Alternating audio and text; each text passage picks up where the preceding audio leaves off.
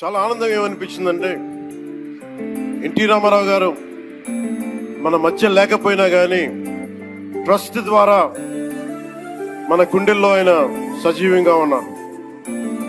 సహాయం పొందిన ప్రతి ఒక్కరు కూడా ఆయన పేరుని మననం చేసుకొని ఆయన ఒక అమరజీవిగా మనందరి గుండెల్లో నిలిచిపోయారు.